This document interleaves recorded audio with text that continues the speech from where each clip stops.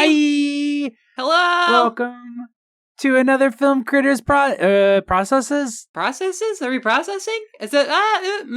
It's a special. It's a very special episode. Welcome to a very special episode. Of Film Critters Processes. That's right. We're here to talk to you about drugs. No. Kids. It's the end of the year. Yeah. It's time to talk about the year. The year. that happened. The year in cinema. In film and film experiences. We decided we're going to shake things up a little bit. Yeah. Because we can't afford, or, we can't do anything normally. We refuse to, because fuck you. Fuck you. Fuck you. Fuck Hollywood. Fuck the cinema. Fuck AMC. And fuck Regal. Fuck the Ketchup Kids. And fuck the Ketchup Kids. Yeah, we're doing the 5 best and 5 worst things that we watched this year. But guess what? We're not relegating that they have to have come out this year. Because why should we? They just have to be movies that we saw this year. We did try to, make them still include 2020 films, because I think if I did that purely based on that, it'd probably be like maybe one 2020 film of each. I don't think I have a single one from 2020. Oh, really? Well, I have one movie that was distributed in such a way that I could watch it in 2020 for the first time. So I will count. I will say I am counting that as well, because there are 2 films on my list. And one of them we probably share, that were technically not 2020 productions, but were 2020 Western distributions. Yeah. And so I count that because the version of the film that we saw is the 2020 version. Yep. So yeah, we're just gonna rattle off some shit that we liked and didn't like this year. Cause fuck it. And as far as my list, my placements aren't, super solid or whatever, but I mean, it's, it's generally, whatever. We're having fun here. This is all for fun. Let's have some fun. Yeah, we'll probably, as we go, be like, here's why I put this one this way, and this way, and, et cetera, stuff like that. But this is not we're not fucking Siskel Ebert out here. Here is my definitive list. A consumer's guide. A consumer's guide. It's just no, we both looked at our letterboxes and we were like, all right, what did we see this year? What movies were our big 2020 pulls? Yeah, and before we get started, if you out there in the audience had, let's say, 5 things that you really liked this year and 5 things that you hated, go ahead and join the conversation. You can hop into our Discord and let us know about maybe some things that we haven't seen yet, and we should maybe check out. And our Discord is really fun. The link's going to be in the description. Yeah, and you can also do it in the comments to this video if you don't want to get on Discord. Because that's a few extra buttons to click. I get it. It's 2020, almost 2021. We don't have time to be clicking buttons all willy-nilly. Jay Bear, what was your 5th favorite movie that you saw in 2020? So I kind of cheated a little on this one and put, well, first I'll start. My honorable mention, because it's actually one movie, was Wasteland by Joni Phillips. Oh, shit. From 2019. My actual pick... For 5, was the entire Resident Evil film series. You fucking bitch. Jesus. Which is why I was like, I need to put an honorable mention here because I feel weird not having an actual single movie for number 5. But yeah, that's because Wasteland, for those who don't know, is Joni Phillips's. It was her student thesis project. It turned into animated sort of anthology, but it's the stories kind of all connect and start to tie into each other and the themes build off of each other. It's really, really good. Joni Phillips is apparently getting a chance to maybe do a television show now, if I saw correctly, or her own animated film. Please. She's really great. If you've seen her work anywhere, you might know her from the Black Dresses music video Cartoon Network. I know that was really, really big. She is a very talented animator and very talented artist in terms of design, and her film does a lot of like cool mixed media stuff. There's like stop motion in it. Yeah. She's using like layers of drawings where like you can see that she's like redrawing certain frames and just putting them on top of the original as she's scanning it. It's like a really, really visually interesting process, like animated film that also is like really, really fucking emotional and like really, really like really just like gets into like just being upset with the world and yourself. And it's also free. It's free on YouTube. You can just go watch it. Yeah, no, highly recommend it. It's also, you can watch it like episodically, because I think she also has them up on YouTube and or Vimeo with like each vignette as its own episode, because that was kind of how she initially released it. But Wasteland is the proper film that ties them all together. Mm-hmm, mm-hmm. So you can pick your preferred way of viewing it. And then the Resident Evil series, I just watched them all with some friends at like the start of quarantine, and it was like some of the most fun I had in quarantine was just watching these like stupid movies. They are the perfect like goofy movies, for lack of a way to put it. They are wife guy fan fictions of the Resident Evil series. They are a series that says, fuck the canon of the Resident Evil games. We're going to tell our own weird story using this intellectual property. And then also, fuck the canon of our own movies. Yeah, we know in the second movie, we set up this whole corporation thing in modern Japan storyline, but we don't want to do that anymore. The third movie is now a post-apocalyptic thriller. And we're just going to say that the other stuff happened off screen before this movie started. Yeah. Yeah, so when you say those are wife guy movies, is she still married to Paul W.S. Anderson? Yes, is that still a thing? They are still married, which is why she's also the yeah. star of Monster Hunter, which is his new movie that he's got coming out. My God, I'm so excited. That's going to be shit. I love it. Yeah, well, Paul W.S. Anderson married Mila Jovovich after they worked together on Resident Evil, and she has been the star of every Resident Evil movie since. And you can tell how much he just fucking loves his wife. This is like if Mr. Boop got a massive budget to make an action movie starring Betty Boop. Oh my God. Oh my God. Yeah, Mr. Boop is just this kind of side recommendation. It's not really a movie, but some other wonderful wife guy media that really ruminates on the concept of a wife. Yeah, really explores what it means to be a wife guy. In an age of restrictive copyright law. It's also a thing where it's like I discuss people as like, you got to view it in the same lens you view like Riverdale, where it's like it is dispensing away with any pretensions. Mm-hmm. Like, this is not an action film where it is concerned with trying to appeal to your critical assessment of like, does this action movie make sense? It is saying, no, the decisions that we are making are excuses to show you the images that we want to show you on screen. There is no artifice here. This person is a clone now. Why? Because I wanted to bring them back. Yep. Hey, you want to watch a person jump and do flips through the air and do like cool gun tricks, come to the Resident Evil series. When I joked about like just dismissing its own canon, it will be things like one of them ends with the reveal of an army of Mila Jovovich clones.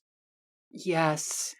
And then in the next movie, they invade a base, and within the first 10 minutes, literally all of them except the main character are destroyed. And so it's just immediately like that whole thing we set up in the next movie, boom, out of here, over, new movie. My fucking God. And that's like every that is every Resident Evil movie is like they set some things up, and then in the next movie, like they just toss 70% of them out the window.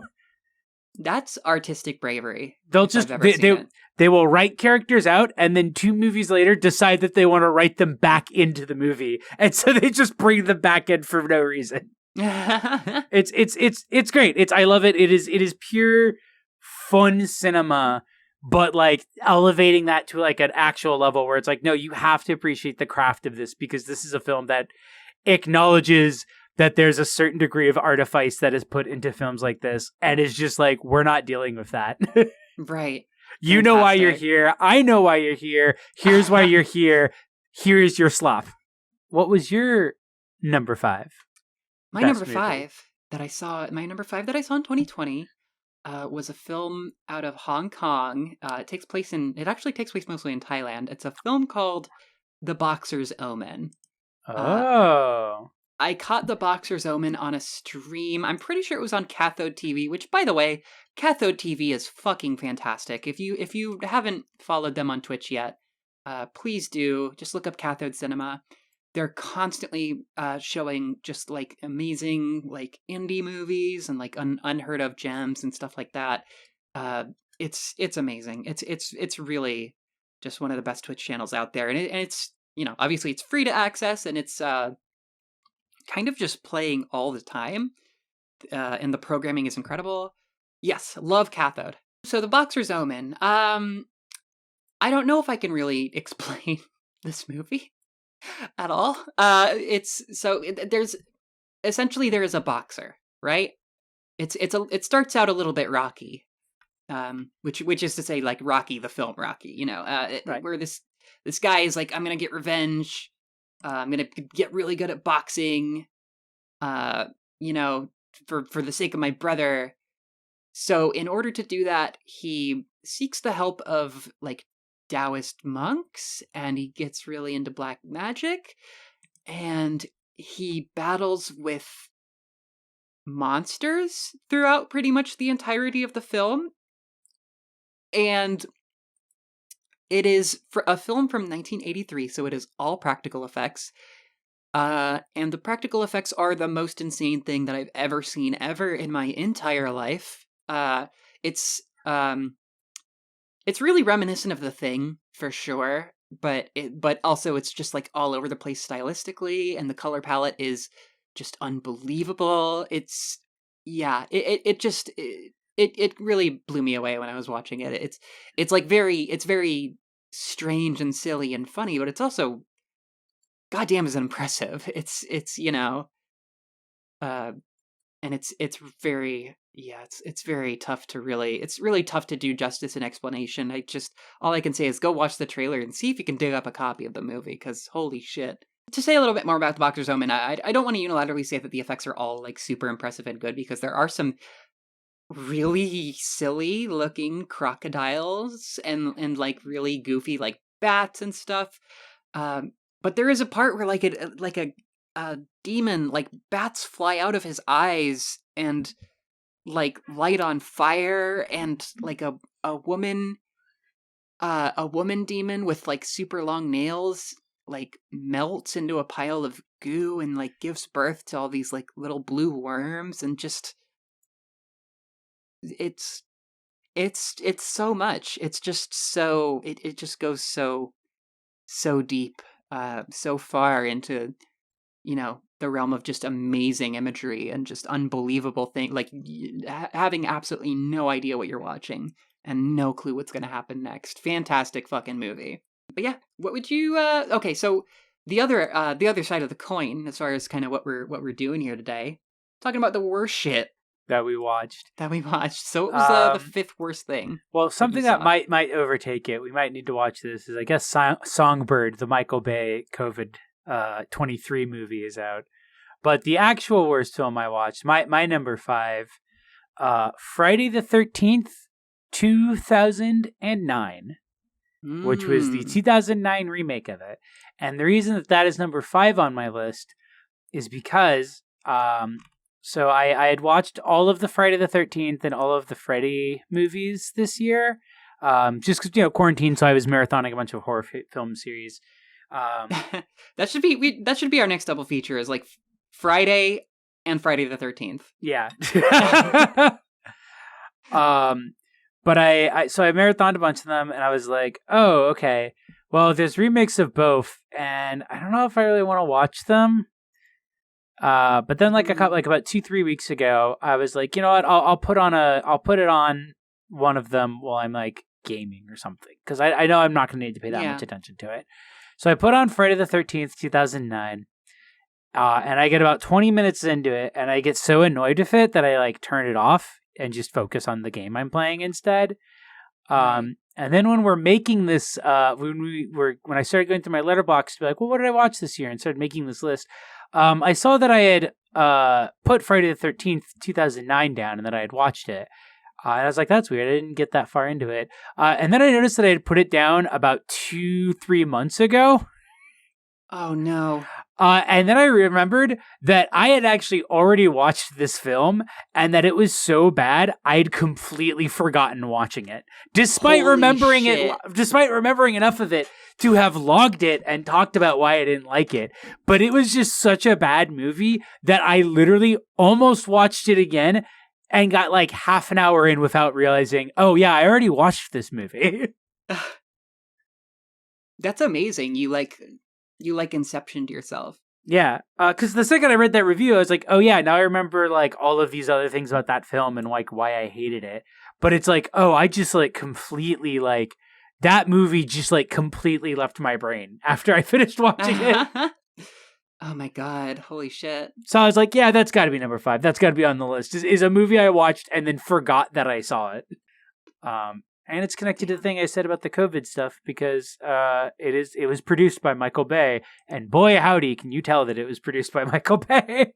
Oh, yeah. That sounds radioactive to me. What did you put as your 5th worst movie of 2020?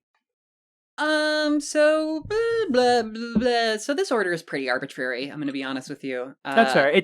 It's surprisingly hard to rank bad movies. Yeah, it's things that are just shit. I think spiritually, just kind of politically, sort of, kind of across the spectrum of all of my theoretical reasons. I guess I would put Marriage Story at number 5. I almost put Marriage Story on my list as well, but I as we will see as I go through it, I had many good contenders to put on my list. Yeah. So here's the thing. As far as our dynamic on the podcast, Jay is the one that is like more seeking out things that suck, or like because we're both really interested in things that like suck in scare quotes, but have some kind of value. Yeah, and sometimes you have to shovel through some real shit to find that kind of value. Oh yeah. No, like the of the two of us, I am the one who is most likely to just go see a bunch of shitty horror films that came out. Because like it'll be worth it because I'll have fun, or there'll be some where I'm like, oh yeah, there's actually more to this than I would have expected. But the flip side of that is that I end up watching like the Friday the 13th remake, which is really tragic. Yeah, but you're so brave. But yeah, Marriage Story didn't really get anything out of it. Kind of just two people screaming at each other. And it's really depressing and dour, and I guess it's at number 5 because it has presence of things I like. It has Laura Dern. It has pretty decent. It looks fine. It's directed just fine. It almost ended up on mine entirely on the benefit of it being LA propaganda, but. Yeah. I ended up deciding that there were other elements of that film that I could forgive it for. Do you remember though the like really obvious Netflix astroturfing of turning it into like a meme? Oh god, yeah. That shit's really that's another like really depressing, cynical aspect of this movie that is already really depressing and cynical. Yeah. Where like yeah, all of these accounts all of a sudden are just posting all of these different like screen caps from it, and now the Adam Driver thing where he punches a wall is a meme. Ha ha ha. Oh, we're gonna take this scene that really shows off like the good emotional heart of this film, but also it's like so relatable, and you can do funny bits out of it. God, it's so like relatable and funny when he tells her that she wishes she was dead and punches a fucking wall. I do that all the time, and I mean I don't want to I don't want to sound like I'm being too dismissive of it. I mean I'm sure that a lot of people clearly have gotten a lot out of this film. A lot of people think it's really good, and obviously I'm not of the age to be a divorcee or whatever. But I think there's a lot more effective ways to kind of navel gaze about this kind of thing. I think there have been movies that have come out about like the end of relationships that are a lot more compelling and a lot more interesting. And I just like looking at gay people better. Sorry. Yeah, no, that's totally fair. I also think that the problem with this movie is that, like, if you, the person listening to this, liked it, that's fine. I don't judge you for it, whatever. The thing that, like, really spoiled that movie for me in the taste-wise is just watching it and just knowing that this was made for the people who decide what awards movies get. Like, Yeah. it has all of the hallmarks of the Netflix calculations to win Netflix some awards so that they can stop getting booed when people see their production logo at Cannes. Yeah, it's bait for a very specific type of attention, and which is frustrating because it's also about like these fucking rich people who are like living between LA and New York, which is so relatable. That too. It's like even just like the subjects of the film are so like you are making this because you know that like people who in Hollywood will be like, oh my God, I know friends who were just like this when they got a divorce. And it's like, of course you knew friends who were just flying back and forth from New York and California just all the time. Oh, yeah. Just fuck you. Fuck this shit. Fuck that. I want to see a Whatever. movie that's like a marriage story, but the couple has to stay together because they can't afford to get a divorce because neither of them can afford renting on their own. Yeah, that would be way more interesting. I mean, yeah. I mean, like, not really in the same wheelhouse, but like Miss Juneteenth even was like way more interesting as far as just like that type of like, economic strain and stress that relationships or the lack thereof kind of Yeah, like, can what it means to navigate relationships while under economic pressure. Yeah, yeah, absolutely. Versus what it means to navigate economic relationships, but you're both fucking sociopaths with too much money. Jay, Yeah. What's your fourth favorite film that you saw? So this was one of the ones that was technically released in 2018, but saw distribution stateside in 2020, and is a movie that we've talked about on this show itself, and that movie is House of Hummingbird. Oh, hell yeah. And then I would also include the Recorder Exam on that list. Like I said, I tried to also bias it towards 2020 films, which actually wasn't that hard because we actually got to see some pretty good films this year, despite there not being a great selection of movies this year. Yeah. But yeah, we talked about it. You can listen to our episode about it. I really liked it. I thought it was a really well made film. It is a movie that I think about every now and then since we've watched it, and it's one of those movies that like I am excited to show to people at some point. I almost in number 4 put Secret Sunshine instead, but I wanted to bias this towards movies that came out this year. Sure, yeah, that makes sense. Yeah, House of Hummingbird is so fucking good. It's one of those movies that just really effortlessly encompasses so much. Like it has a lot in it. Yeah, and that's a big reason of why I ended up wanting to put it on the list is because it's a thing where it's like at the time when I saw it, I think I said I was like kind of unsure about it, but it's a thing where it's like I'm realizing, oh, what I was unsure about is just that the film tackles a lot, and so it's not really something you can kind of get with that initial sitting. But the longer I've sat with it, the more I've been like, oh man, I really liked the way it talked about this, or like, oh, I really liked like this thematic of it, and it's kind of a film that I actually already have been wanting to revisit. And that to me is always like, that to me was like one of the big criteria for the best list is that they had to be movies that I almost immediately wanted to see again, or that I have already seen twice in this year. Yes. Because if I have watched a movie twice in 1 year, like that is a sign that I really liked that movie. Ugh. Yeah. I also completely adore House of Hummingbird. It didn't quite make my list, but it's seriously so impressive. It's just so all encompassing, and it's like the way that it. I mean, like it's one of those things that comes around and it kind of innovates in the sort of realm and genre of like this is a movie about growing up and like being kind of like a teen or a preteen or whatever, and but it kind of it's like we're chipping away like a little bit closer to how it actually feels to kind of go through those experiences, and House of Hummingbird does such an amazing job of showing just like the weird muddledness and like the confusingness and the overwhelmingness of all those experiences.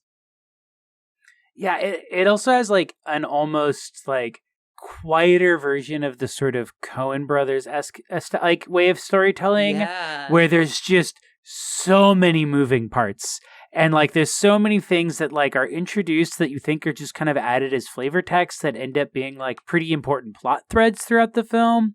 Like the thing with the stuff behind her ear.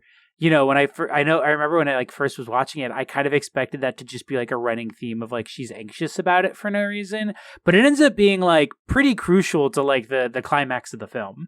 It's so good. It's so well thought out. Yeah, it's just a really definitely something I'm really excited to revisit. Probably sometime soon. Probably watch it with some people. Have some people over to watch it. Well, not have some people over, but like have some people over in the Discord in Yield Discord to watch it. Yeah, we're gonna do our vaccine shots, and then we're gonna watch House of Hummingbird. Oh, I can't wait for those vaccines. Oh God. Speaking of vaccines, what was your number 4? So for my number 4, I think I'm gonna throw Barroo at my number 4 spot. Oh, okay. Yep. Barroo is fucking fantastic. It's a movie that we had, really glowing processes about earlier this year, and it's one also that I watched twice because I think the first time I didn't really it's the thing about Barroo is that it encompasses like a lot of characters. It really encompasses like an entire village, really. And watching it the second time, I got to be certainly like less confused by that, and got to really appreciate how much of an effective ensemble cast it is, and how everybody kind of, how there's like in cartoons this idea that like every character has to have a different silhouette. Yeah. And that is absolutely true of Barroo as well. Like every character is so recognizable and so different from each other, and they're all hyper memorable. There's Lunga, who's like a permanent fave. There's oh god, the character played by Sonia Braga. Yeah. She does an amazing job. Udo Kier is a really, really good antagonist who kind of alternates between like really sociopathic and really bumbling. Just every single character is so memorable, and there's just so much. It's really twisty and turny. It's a really effective revenge thriller, and you should probably watch it if you haven't, because it has some things to say. Yeah. about the way that the world is going, and about I mean, like, the way that this film kind of connects to the US is really interesting because of the sort of because of it being sort of a comment on Bolsonaro's Brazil, and the similarity of that between that and like Trump's America, for sure. Which to be noted is also very interesting, because according to interviews with the cast, they said that they had written the film before Bolsonaro, and then when when people were like, "Oh, that's really surprising," they were just like, "Yeah, it's almost like." They're like, yeah, it's almost like this is just a true story of just like the way the world has been going, and we were just like, this is the way the world's going. Yep. So yeah, oddly kind of both prophetic and reflective at the same time. I think it's also worth noting that part of the reason I think the structure was a little difficult to get on the first round is that it is very much so a Western genre like structure. Oh yeah, which is like not a thing that I'm really familiar with, because I haven't watched a lot of Westerns, but B, also isn't a thing that's really common now. So it like kind of throws you off if you're not really like going in expecting a Western story structure.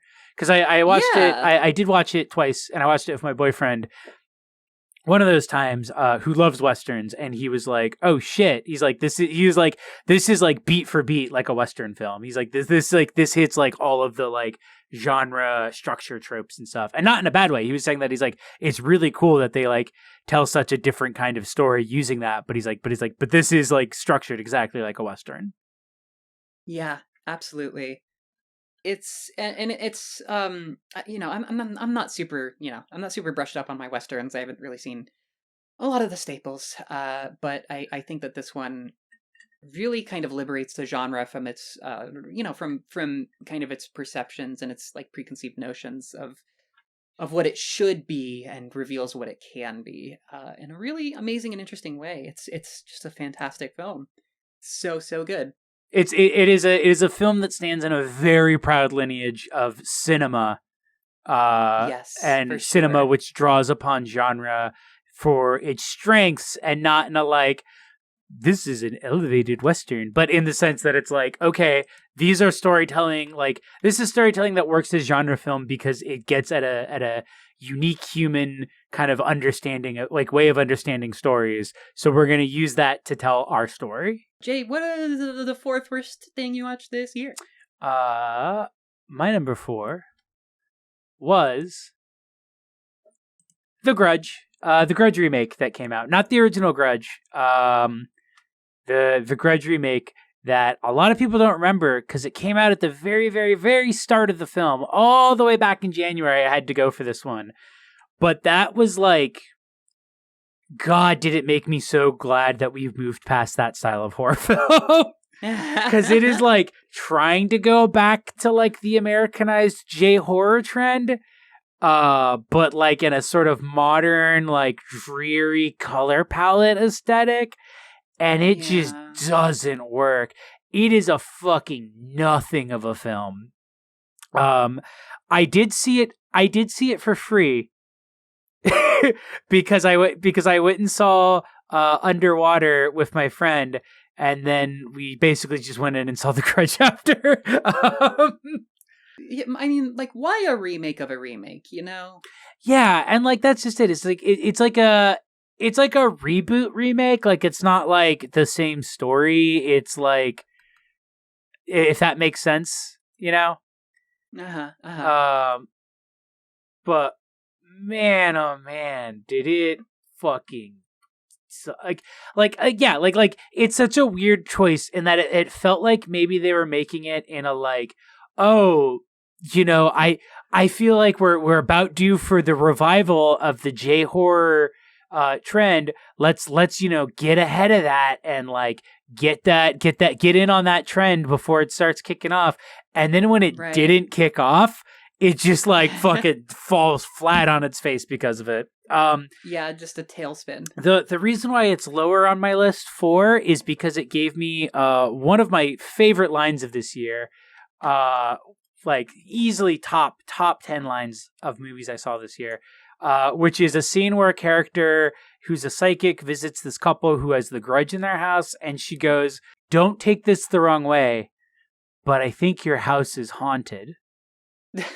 And I saw this movie in January. That line has been stuck in my head since, because I'm like, what does that mean? Like, hey, like, no offense or anything. I think you might be haunted. Because it's like what is the wrong way to take? I think your house might be haunted. Like, I just need to know, what is the wrong way to take that? Excuse me. My house is perfectly unhaunted. Thank you very much. The guy like stands up and like pushes the table out. He just points like, get out of my house.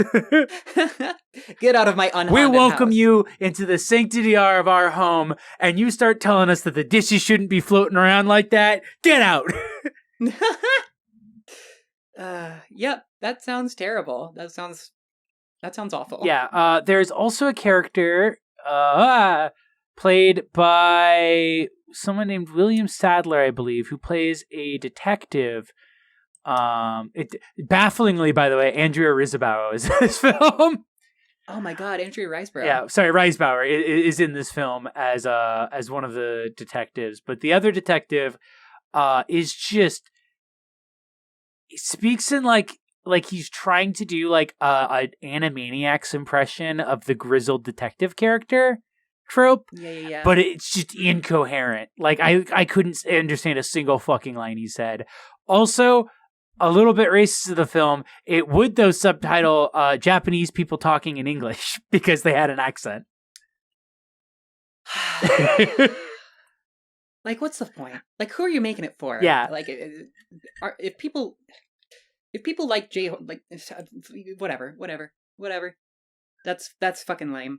What was your number 4 worst movie? I guess I'll go with Cook. Oh, yeah. Did we watch? Yeah, we did watch that this year because it came out in 2019, but we didn't watch it until this year. Yeah. Man, that movie just... Imagine getting blown out of the water by Spree. Imagine getting BTFO'd by Spree. And I like Spree, but like, man, you tried to do Spree and like worse. Yeah, it's really just there's really nothing constructive about this movie. It doesn't really help. I mean, it portrays certainly a specific type of kind of post-capitalist misery that I guess people are going through in, you know, maybe not an honest way, but in a way at least. I mean, the other crazy thing about this movie is that it got blown out by Joker. Like, Joker practically did it better. It got blown up by Joker. It got blown up by TFW No GF. It basically, like, every piece of media that's come out that's attempted to address these same things, it did it better than Cock. Yeah. So, I just... there was nothing to enjoy. There was just nothing to enjoy about Cuck. It was, I mean, like, I don't know, whatever. I'm sure I said in the process, as I've, like, known people in similar situations. I mean, Arizona's a hellhole. Life sure does suck for a lot of people. And also, I wish that people would just finally kind of put a point in, why things are so hard in America, which is, you know, I don't feel like I have to tell you at this point. I feel like we're getting there. We're getting towards sort of an understanding of class and wealth distribution and just how everything has just been completely destroyed, and there's just nothing. It's just a wasteland country. But yeah, just not good. Just not very enjoyable. Just not great. I think the saddest thing about that film is that if it just straight up, if it was more exploitative, it would have been a better film. Because it clearly wanted to play in the shallow zone of exploitation cinema, right. But it really didn't want to like be exploitation cinema. It wanted to think it was above it, and it's like you got a scene where this guy gets cum on his face. You are not above exploitation cinema. Yeah, like all of that. Oh my god, all of the like the way that it becomes like an actual cuck movie, and it's like it's trying to be so clever, and it's trying to make such a statement about like, oh, these people are all just projecting or whatever. And it's like, I get it. I don't even necessarily disagree or what. I don't know. It's just so ham-handed. It's just too much. It just ends up setting up a thing where it's like, cool. So what are you gonna do if one of these guys like isn't a cuckold and is still like this? Yeah, exactly. What about all the like really like, you know, well-to-do and like, you know, conventionally attractive right-wing people who like successfully gain followings and are able to fucking militarize people? What about them? What about the success stories of the Nazi wing? You know? Yeah. What about the Nazi guy that he meets with who seems to be pretty successful and cool and actually embodies all the traits that he wishes he had, but is therefore not critiqued in any way by this movie? Yeah, no. Let's just indulge in the fantasy that they're all, you know, cooks or whatever. Which makes it feel like it's trying to be a documentary. It's trying to be sort of super literal, but it's ironically very escapist, and that's really frustrating. So yeah, not good, not very good, not fun. But what was fun was my number 3 on the list. I decided, you know, here's another one that's breaking from the format of 2020. We're going all the way back to 1939. Bro! With the women. That's 4. The Women. The Women. Oh yeah, I wanted to watch this. The Women, a movie that I like so much that the Discord icon is a screenshot from the movie. Yeah. It's Joan Crawford. Sure. It's Joan Crawford's title card where it says Joan Crawford, and it's a picture of a leopard instead of Joan Crawford. Yeah, tell me all about The Women. So, it is an all women production. Well, not production, but like all women characters. But it is also about their relationships to men a lot. But it's sort of like the men are all off screen. They're never seen. They're never heard from. We only learn anything about who they are via the women that they like are in relations with. And so consequently, we basically learn nothing about them. But we learn a lot about the women. It is a ton of like big Hollywood starlets from like the late 30s. And it is just them being the cattiest, cuntiest bitches. It is a movie about the girls. It is just start to finish them gossiping about each other, them fucking with each other, them stealing each other's man, them getting divorced, them for some reason going to a divorce ranch that exists where women who are going to Vegas to get divorced hang out before their divorce papers go through. Oh my! So there's a whole, there's like a whole incredible. third act of the film that just takes place with most of the same characters on the divorce ranch because they're all getting divorced now. Oh my God! Are you kidding me? It starts with just this like dizzying like exploration through like a department store slash like gym area where like all of the girls are hanging out and you're watching this gossip just like spread from like woman to woman. It is like an incredible film. Every character is playing like every actress is doing like their sort of character that they're most known for turned up to 100. And then in the middle of it, there's a Technicolor fashion show. Yes. That is like, that feels like God. a fever dream. Like just in the middle of this, they're like, well, here's our big fashion show we've been working on. And the film goes into color and it's just the actresses showing off outfits that they have for like 10 minutes. And then the movie continues on. It is such a like, I watched this and I felt like the spirits of our gay ancestors like applauding me, like patting me on the back watching it. That's so cunty. Such a fucking incredible film. Like such a like watching it and immediately like understanding like why old queens talk like that basically because like everybody in this film talks like that. So we have like exchanges like, oh look, there's Sydney's miniatures. Sure sign of a petty mind. Has anybody seen my grandmother? She's Southern. Thank you. And then they go, the South is in that direction, honey. Go that way. This great line. Oh, there's a character in it who is a lesbian. Like, it's never explicitly stated, but she's supposed to be a lesbian. Hell yeah. And she's like a reporter. And they have this exchange early on in the film at the party where it's like, oh, I wish I could make a little money writing the way you do. She goes, if you wrote the way I do, that's what you'd make. You're not a very popular author, are you? Not with you. Oh my God. Just like that's how everybody in this movie talks. It's just constantly just like bantering back and forth and like throwing barbs at each other. And while also having like a real sense of like there's actually like a plot to this. There's like ongoing themes and just like you seeing the effects of like the way the men in these women's lives are treating them like and how it affects them.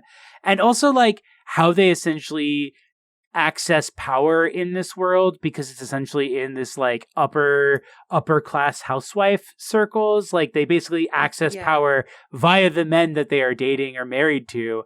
And so you just see them like leveraging that power against each other. Really just like interesting film that like it for all of its fun and glamour, like it feels really packed dense with like satirical commentary about like the way the upper class functions and the way like power is mediated by gender. Not necessarily in a way that is like super favorable to the women in the film itself, but it's sort of like acknowledging that like these women's power is literally defined by the men they're married to. So it encourages like not healthy relationships. It encourages them to view men as access to power. Oh my god, that's super fucking interesting. I want to watch this. It's super fun. Barroo, what's your number 3 movie Yes. of the year? So for me, number 3, I am putting Cam. Oh, Cam. this was your first. You didn't see it. This was your first time seeing it this year. Yes, yes. I watched it in like March of this year, I think. Oh, okay. Yeah. It came out in 2018, so it's really, really recent. The thing about Cam is that, like, if you're ever one of those people who kind of wonders, in a sort of pessimistic way about horror movies, in like a post cell phone society, Cam is the answer to your prayers.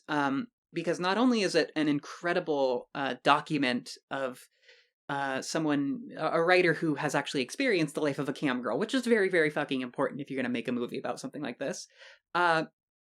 It also deals with fear of the internet in a way that is so, like, it's so deep and so, like, just touches so easily on, like, things that, like, me and, like, all my friends worry about. Like, at the end of the day, you can't, like, worry too much about the internet, but there is always going to be weird shit happening on the internet. So Cam, as, like, a definitive sort of document that's, like, dealing with and exploring the horror around that stuff specifically, I thought it was fucking awesome. And not only that, but the way that it, like, did all of the, like, plot elements and all the, like, all the, like, scares and everything like that, so fucking cool. So fucking sick, dude. Fucking sick. Like, just the sheer kind of main idea of the film, where she's, like, looking at herself, but it's not herself. But, like, is that just somebody that looks like her? Is it AI? Like, what the fuck is it? I And really I it's, really love that they never explain. yeah, Like they don't even they try. they never try to explain like what the technology is. Also oddly reminiscent of like the rise of deepfakes like a few years later, like here in 2020. Yeah. I think the fact that, like, the hesitance and the fear and the sort of trepidation is represented here in, like, such a tense and super well well balanced horror film is just so cool, so amazing to see. I was really shocked when I watched it.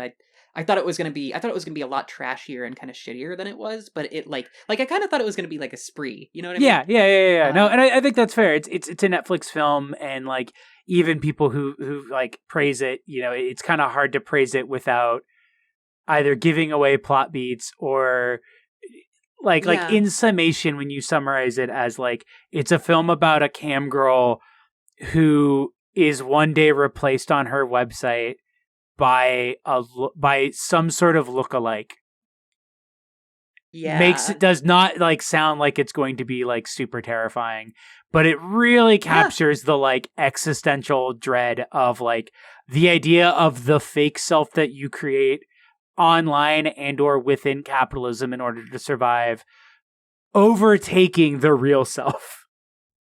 yeah, for fucking I real. also love Like, the little joke of like when she realizes something about the cam girl and she decides she needs to go look at like her old broadcasts to confirm her suspicion. She immediately goes to a piracy website that she obviously just knows off the top of her head. Just like her already just immediately knowing where her material has been pirated to for free is yeah. so, and like easy to find, is such a like good subtle joke because no attention is drawn to it, but you see it and you're like, oh, of course she would know like immediately what site is like, yeah, that's the site that leaks all my shit. Yeah, literally. It's, oh god, so fucking funny, so good. Also love any movie that has Longmont Potion Castle playing a bit part. Just amazing. Just not there's nothing to dislike about this movie. It is all so fucking good. Amazing performances, amazing directing, amazing script. I just love it. I think it rivals anything Cronenberg's ever done, and it rivals any other, like, horror films that are considered like landmark, kind of things. It's really good. I can't recommend it I enough. really think it's going to end up like in the horror film canon in the same way like Dead Ringers is, for example. Yeah. Yeah. It's so memorable, and it's just such a good. Oh, it's such a good, like, timely thing too. Third, most hated, least favorite thing you watched in 2020? Well, it's another 2020 banger. Oh, shit. That's right, ladies and gentlemen. Artemis Fowl. Okay. Same position. So we can probably just knock them both out. That's so funny that we both, but I was like, when are we going to have like one that just matches up 1 for 1? Yeah. I am so glad. Yeah, Artemis Fowl. What a fucking foul movie, am I right? Oh, so foul. Yeah, piece of shit.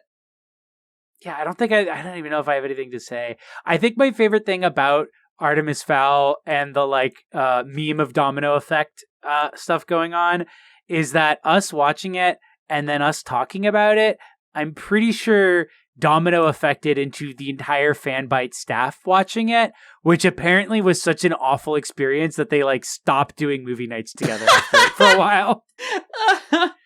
Like I'm pretty sure, like if I remember, there was like some tweets. There was like some tweets from like one of the like the either the main account or like on the website or something where it was just like, we haven't done other movie nights since we all watched Artemis Fowl. Sorry guys. Yeah, I do say like important for me to note. We did a process about Artemis Fowl, obviously, and I do apologize to Ireland. Ireland is a beautiful place, and I would never mean to besmirch it. This movie just makes it seem like a place I never want to go. It makes it look like it's infested. Yeah, and furthermore, it taints concepts that I love, such as Colin Farrell, who, you know, is truly, I mean, like, Killing of a Sacred Deer, The Lobster. We fucking love Colin Farrell. But man, both classics. Yeah, man, he really dropped it here. he is giving nothing. Yes, he's giving it. Nothing. He is giving it his nothing. He's giving it his nada. Everyone in this film is like acting as if they like aren't even getting a paycheck at the end of this. Oh, poor Josh Gad, you know? Poor Judi Dench. That Judy is so miserable. She looks so miserable in this film. Yeah, God, her like her like you know, Chris Nolan Batman voice is just nothing, just bad. Prayers out to the poor editor who had to try to make that fight scene on the front lawn with the kid and the elves like look like anything, when, having watched that sequence multiple times now, I think they gave him maybe a minute worth of footage. Oh God, yeah. And so it's just like digitally rotoscoped or like camera spinning around, and like things will fly in front of the camera and the characters will very obviously jump position, and like things will just disappear and reappear in their hands because of it. Like just an incoherent fight scene that lasts a minute total, but has like what was clearly supposed to be like a 10-minute action scene packed into it. Yeah. And which they did not give him more than like at all enough footage to make into something. Also, Artemis Fowl also deserves to be on this list because it was part of the Disney Plus propaganda. Yeah. That Artemis Fowl being released on there and not in theaters was part of the things that Disney Plus was doing to try to get people to sign up for it. I wonder how that worked out for them. I wonder how many new subs they got. I wonder if it was worth it. It probably was. I mean, yeah. Here's the thing: people who got Disney Plus subscriptions are marks. Like they almost definitely fell for it. That's true. I mean, well, let me look at some of the 5-star reviews. Oh, here. but I gotta go to it. All my favorite Marvel and Disney classics are gonna be on it now. No, that's why you learn how to pirate. Fuck Disney. Don't give them your money. Oh my God. Yeah. No. Piece of shit. Very bad. Remember when they also got Simpsons and they put it on there? And then like people were like, oh, they did this weird upscaling thing that makes it look like shit. And also they cropped it to fit widescreen, but like they didn't like shrink the footage. So it's like the show that is drawn in full screen and as an animated feature in a visual medium is like framed to have the jokes fit in a full frame, and they just cut the top and bottom halves of it off. so jokes just don't work in it anymore. They still haven't fixed that. Why should they? Just give them your fucking money. Fuck you. Eat the dog food, you little bitch. Anyway, what was number 2 on your list for best movie? Do you want to go first? Okay, I guess I'll go first. Controversial pick here. I predict Murder, Death, Koreatown. Oh, wow. I really like that. That is a movie I have seen now like 3 times. And like seeing one movie 3 times in a year is insane for me. But that's why I was like, I can't lie. I really liked this movie. I have it on DVD. They just announced that they're putting out a bootleg VHS tape. Yeah. And like a shirt, and I guess I'm getting it. It looks like I'm going to be getting... That's fucking cool. I literally just got an email back about it. So for the bootleg VHS tapes, they're also doing this thing where it's like some of them are like going to be dubbed over like a tape of other footage. So one of the ones that I'm probably going to get is the one where it's like, so we recorded 9/11 broadcast footage onto a tape. God. And then the movie is dubbed over that. So occasionally that footage will just bleed into your actual copy of the movie. That's intense. Wow. To like give it that like real bootleg vibe effect of it. Like it's really just like really cool how they are continuing to like go all out and just add new layers of like weird verisimilitude to the film. Yeah. To build this like weird conspiracy found footage aesthetic that it's got. And I just have to have a lot of appreciation for it. I have to have a lot of appreciation for like going the length of just completely obscuring your identity. Like there's still no credits that are really attached to this film. So still no one officially knows who made it. There's just a level of dedication to do that for a film that is like actually got distribution beyond just being a YouTube project kind of thing that I have to admire as somebody who loves weird, creepy internet bullshit. Yeah, I mean, like even Petscop, the guy that made that came out. Which Petscop? Now that I think about it, if this was a looser list, that would probably be among my top. Yeah, I was like, God, remember like last year or whatever when everyone was mad about people including Twin Peaks on their top movies of the year list. Our version of that would be including Petscop on our end of the year movies list. Let's just like number 1 theoretically is Petscop. Yeah, absolutely. Petscop is a masterpiece. Petscop is actually a masterpiece. Yeah. But yeah, you can watch our episode about it. I've like I said, I've watched it 3 times. There's new weird things about that movie I enjoy every time I watch it. Yeah. It's very much so like your mileage may vary on getting at it. I think I really like it a lot because to me it's like nothing has ever surpassed Blair Witch Project in the found footage genre. Sure. Yeah. Murder, Death, Koreatown is the only film in the found footage genre that I've seen recently that I think actually kind of starts to be like, okay, what can you do with this as genre? Yeah. Like I feel like people have really kind of pushed and gone through a lot of what you can do with the genre in the vein of just doing some sort of new take on the Blair Witch model. Murder, Death, Koreatown feels like, okay, but like let's make a found footage film where the unreliable narrator as a concept is introduced into it, despite it being a found footage film. Yeah. I really love what that movie does about, I mean, like, obviously what it does with kind of capitalist alienation, but also like the way that it kind of is inside of this like really paranoid world, and the way that it kind of pulls you into that is really, really compelling and really awesome. Adding like a paranoid filmed documents and then added into like metatextually the editor of this film is also a paranoid editor. So there's like 2 layers of paranoid distortions of the truth that we're getting. Yeah. Just like a really interesting story to the extent that and then to have in the film just a few moments of like actually inexplicable things and stuff in the movie that you, the audience member, are like, wait, what is real and what isn't? Because some of what's in the film is real, but some of it isn't, and you're not actually made clear where those lines start and begin. I really liked it. It is a crafted found footage film that I would not expect. Yeah. So what was your number 2?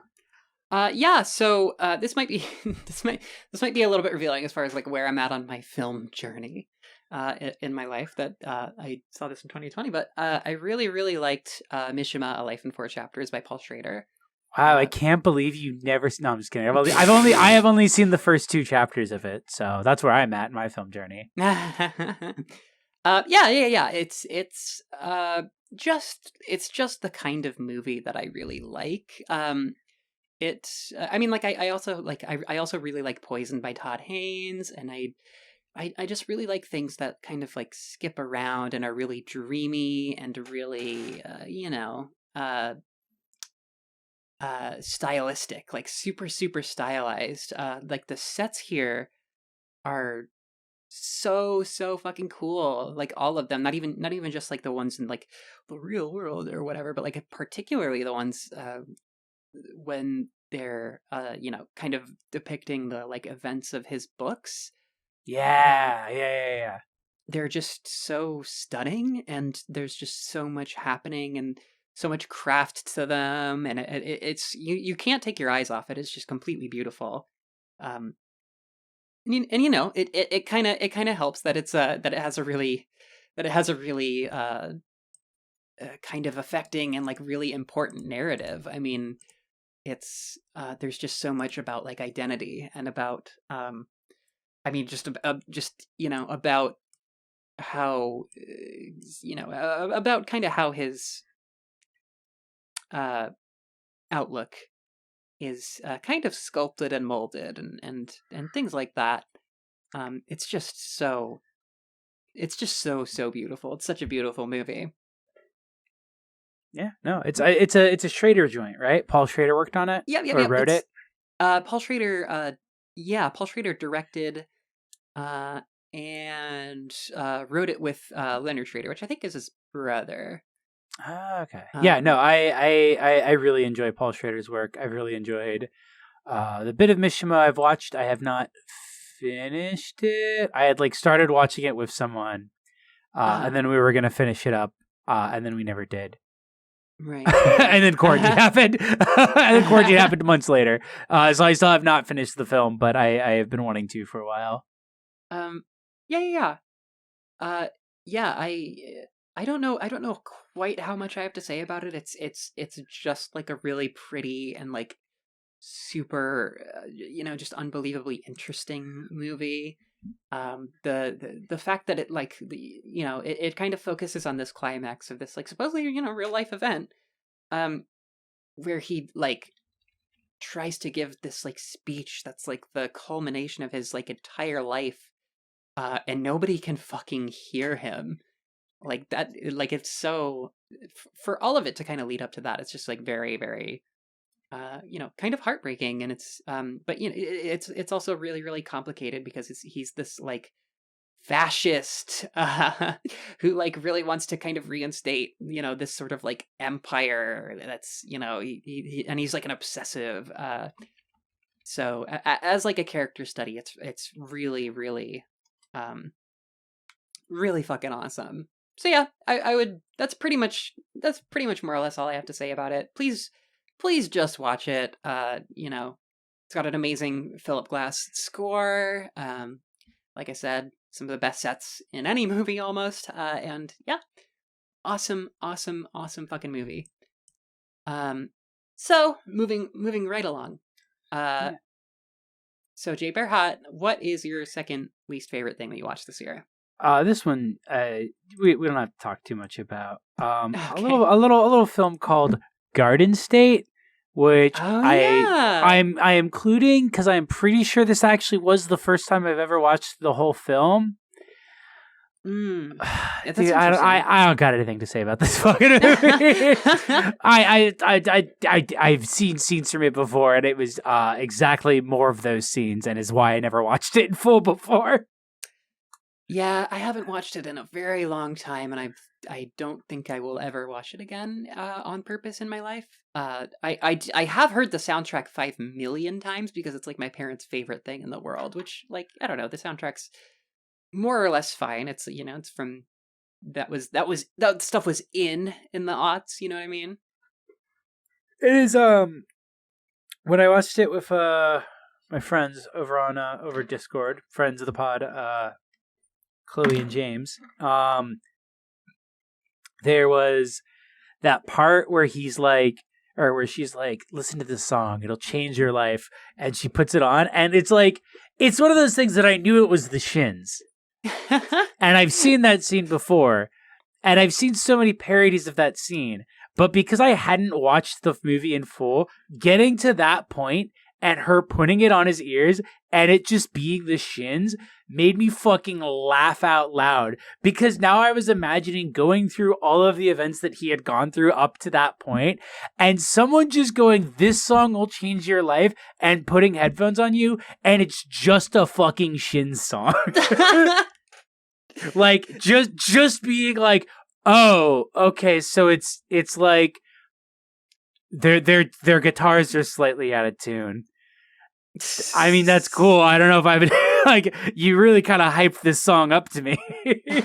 What if it was like Throbbing Gristle?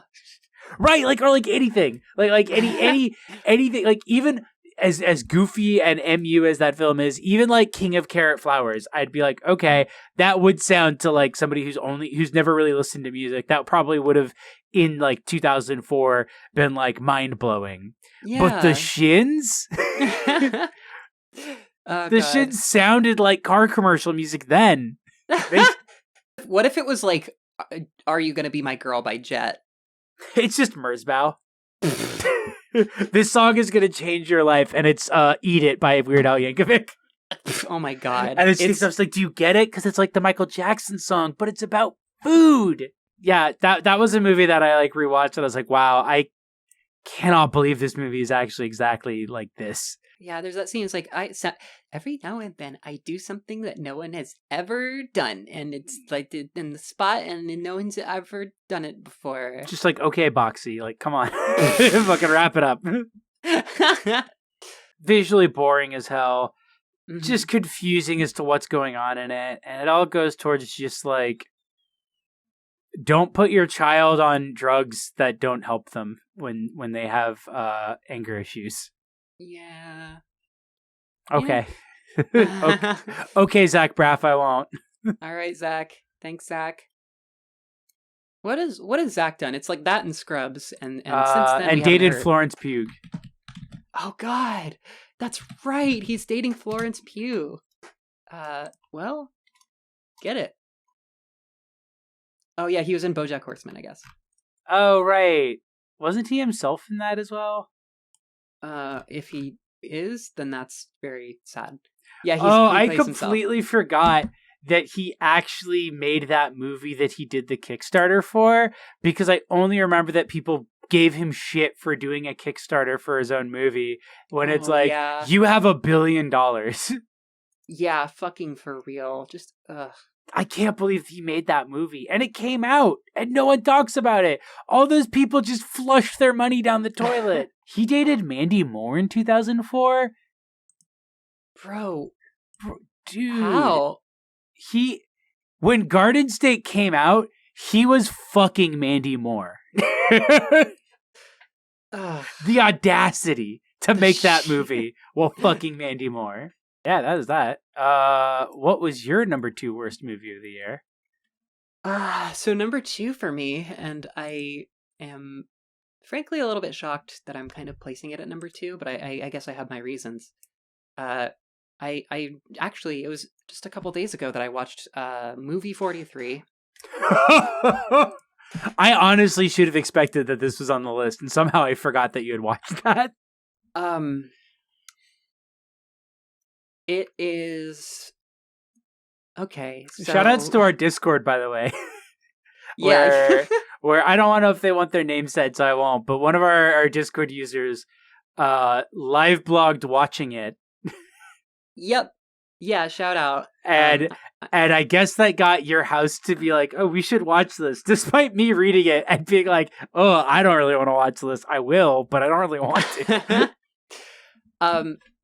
Yeah, it's a fucking nightmare of a movie. The thing is, like, okay, there were.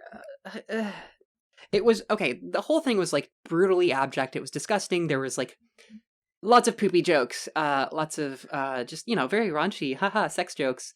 There was some funny racism. Stephen Merchant gets plastic surgery to look like a caricature of like a Chinese person. It's Whoa, really I didn't know that there was also racism, like race jokes in the film. I thought it was just scatological.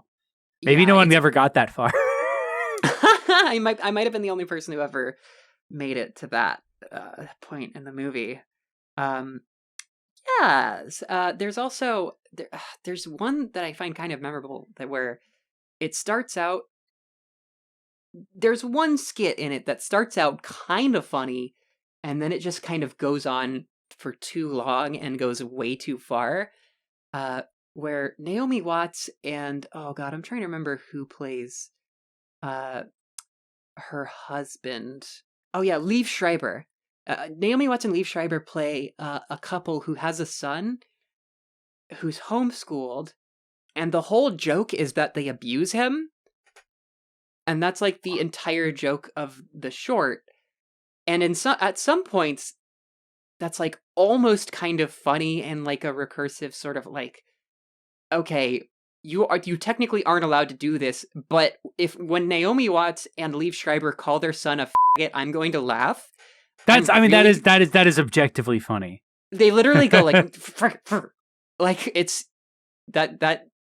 Sorry, everyone. That's funny to me. Yeah, no, it is. It's sorry. and then the very sad thing is that it just kind of keeps going past that to where there's like statutory like rape jokes and like incest jokes and shit, and it's just like, oh man, like I understand like that you want to push the boundaries and make something what's the craziest movie we could possibly make with this crazy cast, but it's just like, oh my god, stop, yeah. Fucking stop. It's miserable, and it's the premise is just really just loose and stupid and really very bad and very abject. I almost hate talking about it because it just deserves to kind of disappear. But fuck it. Don't don't watch it, I guess. My favorite thing about that film is the long running rumor that it's a money laundering scam. which I want to believe, which I desperately want to believe, because there's so many celebrities in it who have no reason to be in that movie. Yeah, so me and my roommate kept talking about that. Like, they literally must have had like some sort of like mob hit type shit. Like, it's a front, right? Like, there's something going on behind the scenes. There's so much like famous people in this film doing like the most disgusting, like atrocious sketch comedy that people are like, this has to be like a scam of some sort. Like, there has to be some like blackmail or like money laundering. Like, money is being changed hands somewhere around here. Yeah, it's dark. It's very there's definitely something. There's something to it. It's like, or maybe it's just like it's like somebody's son, but the person whose son it is like, kind of like don't cross him type of thing. Who can fucking say? But yeah, it's definitely really confounding that this movie fucking exists. And yeah, it's just really bad in kind of a unique way. I mean, like, these types of kind of college gross out like humor movies are very, very ridiculous and bad all the time, but I think it's really just trying to kind of be the most abject and the most disgusting out of all of them in a way that's not really charming or worth it. I'm looking at this now, and the weirdest thing about it is that there's a bunch of like real directors who worked on this. Yeah. Like Brett Ratner and Elizabeth Banks and James Gunn James fucking Gunn. all directed things for this. Steve Carr. And then that there's like Bob Odenkirk. And here's the weird thing. There's sketches that were cut from the film, which have Julianne Moore in them. It's crazy. Like, I think I must have like seen at least part of that sketch on YouTube. Like, I don't know how I don't know how this exists. It's, yeah. Oh god, yeah, the James Gunn one is about like an animated cat that's like gaslighting Elizabeth Banks. God. You know. That's so Terrible. weird. That's such a weird joke. Terrible. Just awful. Yeah. So that's movie 43. I don't want to think about it ever again. And no one can make me. Anyway, I'm going to be watching it soon, so... No! Well, Jay, what was your favorite movie that you saw in 2020? My favorite movie, you actually mentioned it earlier, Bacurau, and that's why I didn't say much during it, because I was like, oh, that's my number one. Not only because I saw it like 2, maybe 3 times at this point, but I saw that the first 2 times like within the same month. Fuck yeah. Because I watched it for our processes, and then I went and visited my boyfriend in Spokane because he lived there at the time, and I literally was like, oh, we should watch this. It was definitely a case where it's like, I watched it, and then I immediately was like, I need to show this to someone else because like this movie fucking rules, and I want to show it to more people immediately. I've been begging my parents to watch it. My parents are just impossible because I'll tell them like, you will probably like this. It is something that is similar to things that you like, and it'll take them fucking years. And like there was one night when I was like, my mom was like, what was that movie that you told us to watch? And I was like, yeah, Bacurau. Go ahead and watch it. And she was like, oh, we decided to watch Borat 2 instead. And I was like, fuck. God, it's such a good movie, though. I just want more people to watch it. If you haven't watched it yet, go watch it. It's really, really, really good. It's worth watching. I believe it is actually currently on Hulu. I think it might still be on Canopy. It is currently on Canopy and the Criterion channel. So if you have Canopy through your local library service or Criterion collection stuff, they're on there as well. Definitely, like, I went through the same sort of thing that you talked about, where it's like I had to watch it. Once I was sort of familiar with the structure of it, I went back and revisited it. I know we talked about this in the episode as well, but in addition to being like an ensemble cast, it is specifically an ensemble cast that was casted towards sort of recreating, sort of matching the sort of like demographics of, I forget what they're called, but essentially like this sort of area that it takes place in Brazil, which are the kind of like small towns, but they're basically like self-contained little villages that are sort of off of the main thing and are exploited by politicians consequently because of it. So that is why the film has an ensemble cast that includes like queer characters, straight characters, like a lot of women, like a lot of like different types of Brazilian ethnicities, all kind of living together, and like attention isn't really given to that fact. It's just sort of like these are all people who live together in the same village, and so they all have each other's back, because that is what living in a small village is like, is you have to have your neighbor's back, even when you have personal conflicts, even when you have personal beef. I love that aspect of it, and I think the way that like the village itself, like they kind of, they're kind of self-sustaining, they have everything that they need, but they're also trying to kind of like interact with this technocracy, and there's like this whole scene where they're like, we are not on Google Maps when we were before, and this is really weird, and like, yeah, and how society is almost just kind of not worth it. Yeah. But my other favorite thing about the film is definitely the structure of throughout the first few acts. The main characters will just very casually, like it's not, it is set up in a way where it's not placed as a Chekhov's gun situation, but they'll casually mention to people like, oh, you should check out our museum sometime. And then near the end of the film, it's revealed that the reason they've been saying that is because the museum is a long-standing tribute to the fact that this town was essentially founded by anti-government banditos. bandits, who have repeatedly throughout their history basically shot the shit out of anyone who tried to fuck with them.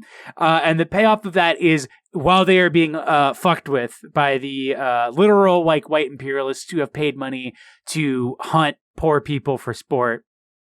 You see them trouncing through the village, and basically like they see that all the guns of it are taken, and they see all these news articles and stuff about it, and that is like you, the audience member, going like, oh shit, the reason they kept telling people that was because it was like sort of a like, hey, that's our thing that we have, but it was also sort of subtle like, don't fuck with us. Like, yeah, hey, we like don't know we don't know what you're up to, but in case it's trying to fuck with us, strongly recommend you don't.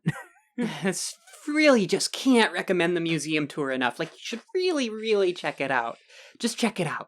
Just take a look. Just take a look. I think you'll be surprised by what you see there. Very, very good film. Go watch Baccarat. Yeah, go watch it. just go watch it.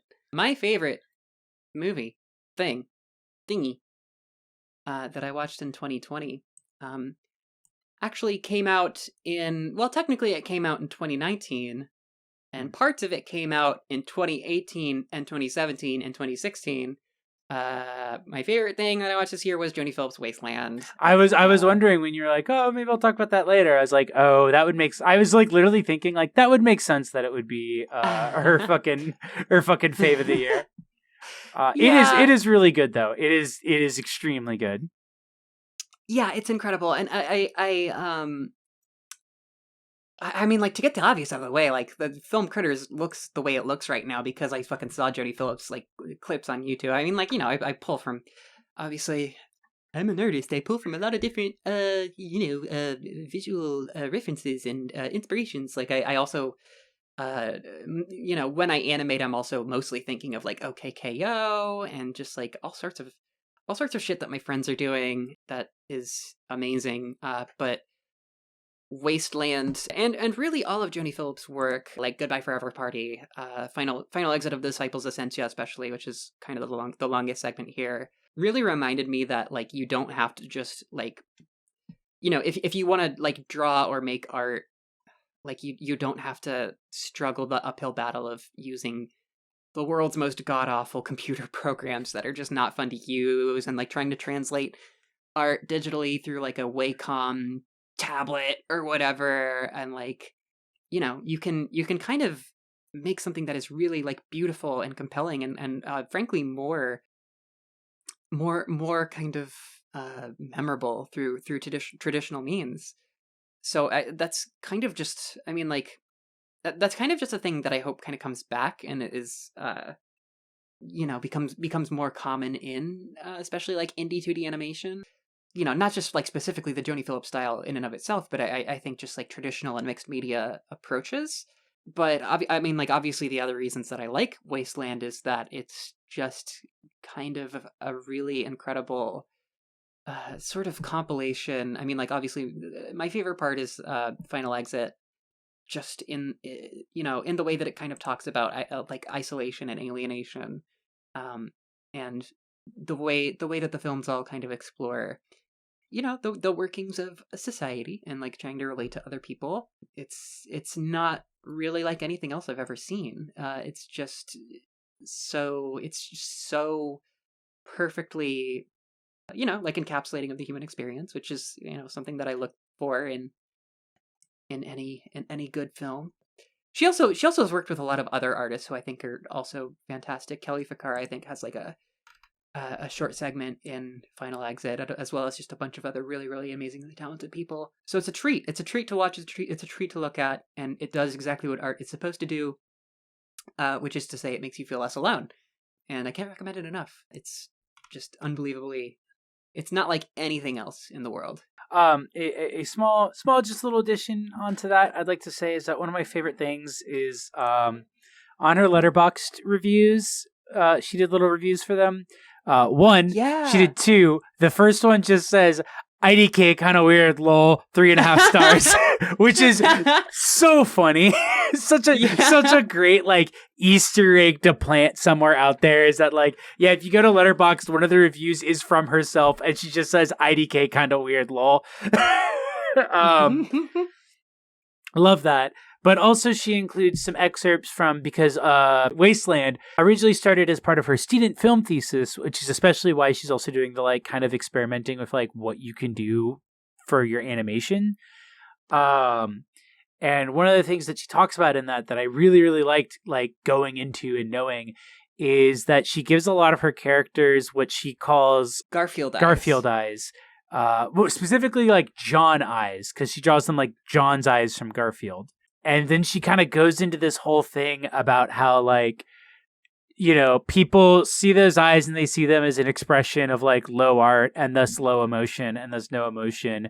But John is just as much as a person as like any other cartoon character, which is just as much as a person as you or me. So why can't somebody with John Arbuckle eyes, that's it, she calls them Arbuckle eyes, have emotions and feel pain and cry and be devastated? Yeah. Well, she compares John Arbuckle specifically to like Ariel from The Little Mermaid, which is this really amazing. Thank you. Yeah. This really amazing kind of comparison of something that is like so high budget and so unreachable for for a lot of creators, and just like a really I don't want to say necessarily like a practice style, but certainly like a focus tested style. Yeah. And like a very high budget style. Whereas like John Arbuckle is the creation of one person. It's like very silly. It's designed to be easy to draw because you got to draw it every day. And it's like perceived as lowbrow, but it's just as capable of kind of just as capable of imparting like really, really important life lessons and things like that. Which like that's the thing. Like Wasteland is really doing what I think like BoJack Horseman like wishes it was doing. Yeah, which is using limited animation sort of stuff to imbue emotions. I think that especially works because it's like, the idea is John Arbuckle's eyes are assumed to be unemotive because it is used in the service of a fairly unemotive like project, but it's really what you do with it, because the characters in Joni Phillips's Wasteland are like extremely emotional and like convey a lot of emotion, and she packs so much like body language and like even just like facial language into the way she draws her characters and the way they react, and even just like the choices and the kinds of ways that they're animated. There's like one character in the Goodbye Forever Party one who is just like basically always drawn basically like 90% of the time they're on frame, they're like the same post-it note, like very just unanimated. And it's like fits because they're supposed to be like one of the characters on this show that are like wearing these giant awful mascot costumes that limit their mobility and their ability to emote, and how that relates into that character of that segment's like personal struggle with like emoting and caring about their partner. If you have not watched it, take the time out. It's free on YouTube. Watch it. It's very, totally very, free. Very good. Yeah. There's a reason I cheated and had it an honorable mention just so I could include it on my list. Yeah. It's totally free. You can watch it right now. Go watch it. Well, to kind of end this on a fucking bummer note. Yeah. What did you hate the most that you watched this year? My number one for worst movie of the year says it's a 2019 release. Pretty sure it's a 2020 release, and that is The Lodge, from the directors of Goodnight Mommy, another movie I fucking hate. Oh God! I was really hopeful that The Lodge would turn it around, because the trailer was like really made it look like it would be J-core as hell, and then I went in. And not only was it really, really bad, it was also the last movie I saw in theaters before lockdown. Oh, no. And that's why it's number one on my fucking list, because that was the worst way to send out not being able to go to the movies anymore. Because like I saw it like a week after Cats. And so lockdown started like right at the start of March, and this was like right at the end of February. So I had no idea that like this was coming. Because I wouldn't have gone and see The fucking Lodge. I was like, oh, well, a bunch of good movies are coming out in like March, so like, whatever, I'll go see one of those. And then everything shut down. I didn't get to see anything. So, I'm reading the synopsis. Is this also like a fucked up parenthood movie? It's also a fucked up parenthood movie. But like, in the opposite direction, for lack of a way to put it, that Goodnight Mommy goes. But it's also like the kids are fucked up movie in the same way that Goodnight Mommy is. And then it also just kind of ends with like, whoa, isn't this so fucked up in the same way that Goodnight Mommy is? Also, the movie just like opens like very, very suddenly with like the kid's actual mom committing suicide, like graphically. Like, you know, in bad, edgy cartoons, when a character just pulls a gun out of a bag and shoots themselves? Yeah. Literally, that happens. Jesus. Like, literally, that happens in this movie. The mom just pulls a gun out of her purse and shoots herself in the head. Which is like, whenever a movie does that, I know it's going to be bad because that means that the director is working from the same, like, fucked up thing to include in your film, like, mentality as, like, a Newgrounds cartoon. Ugh. It just pissed me off. I don't even want to... I could go on about it a bit more, but it's like, it's just... I was just so let down because I went in with my expectations, like, not high, like cautious because of how bad Goodnight Mommy is. But like the trailer made me think it was going to go in such a different direction that I was like, okay, it's just a cult alone in a cabin. Yeah. I'm the new stepmom to these kids, so there's a tension, but then we end up trapped and the cult from my childhood has tracked me down. That's like a really loaded set of like premises. Good kind of like a good place to like build your movie from. And then it just doesn't. It just goes right back to the same slop that it gave me in Goodnight Mommy. Oh, God. What a stupid little movie. My favorite detail in it is that at one point they fall asleep while watching the Michael Keaton version of Jack Frost. That was good. That's okay. That's really funny. What's your number one worst movie of the year?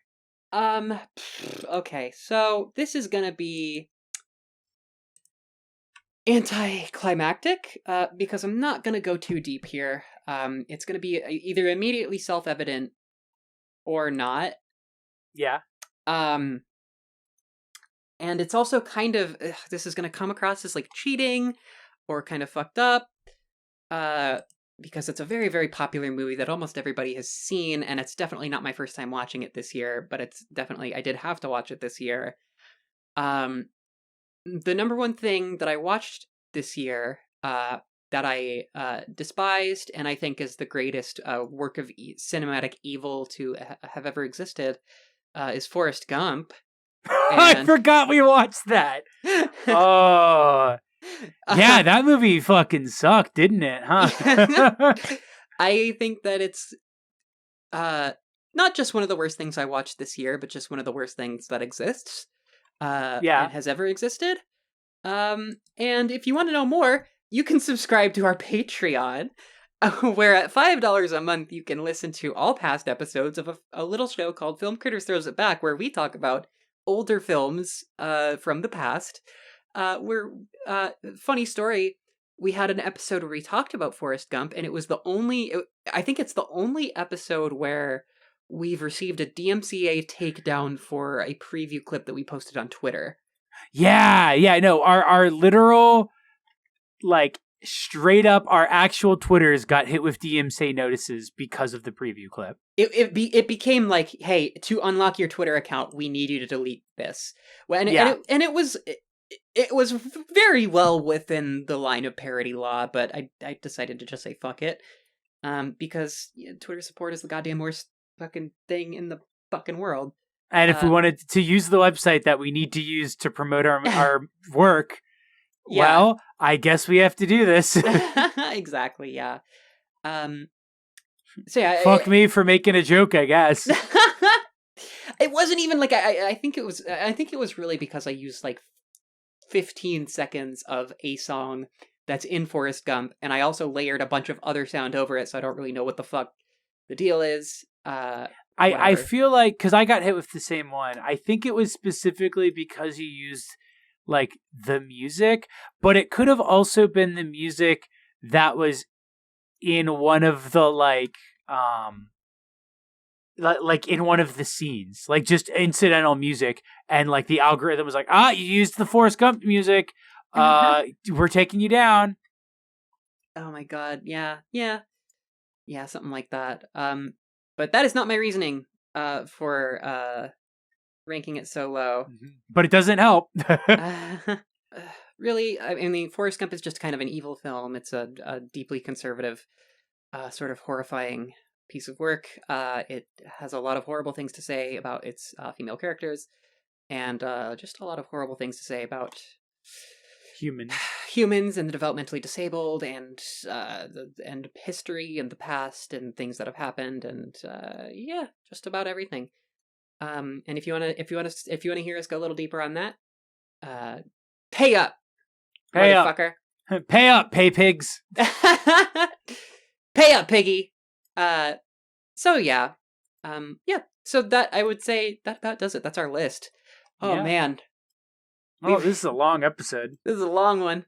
Hope you guys but it's going out with a bang and ending a terrible year off strong. With something that hopefully you guys can enjoy and get some conversations going, get some comparisons, get talking, get watching, all that sort of stuff.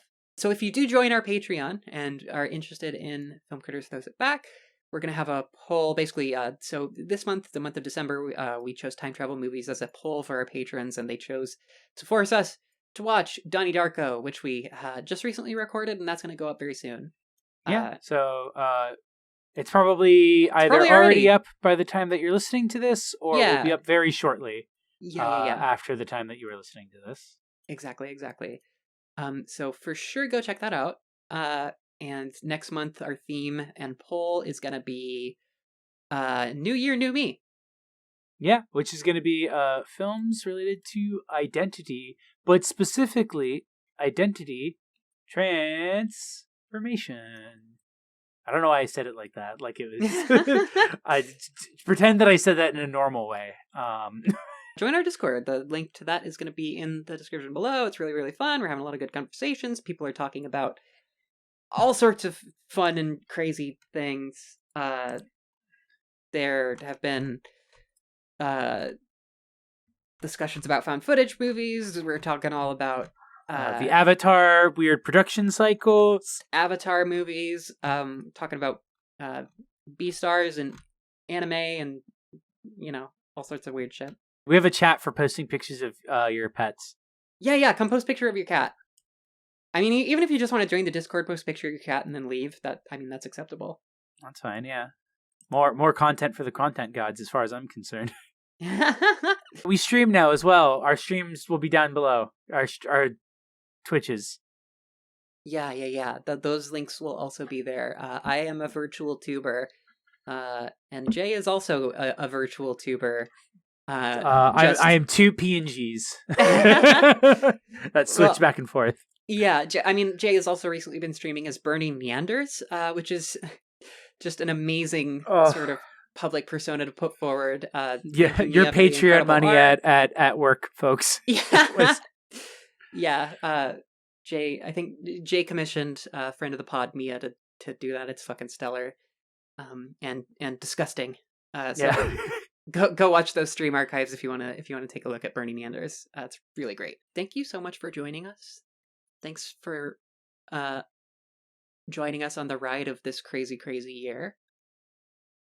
Hopefully next year things are things continue to be kind of broken in the world, but I hope next year things are at least a little bit constructive, and we can kind of bounce toward a more positive vision of the future. I fucking man, oh man.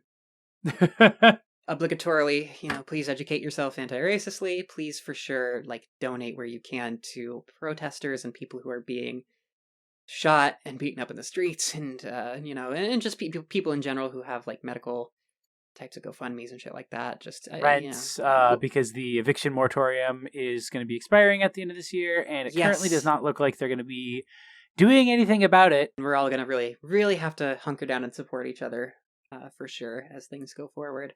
So yeah, look out for each other, take care of each other, always.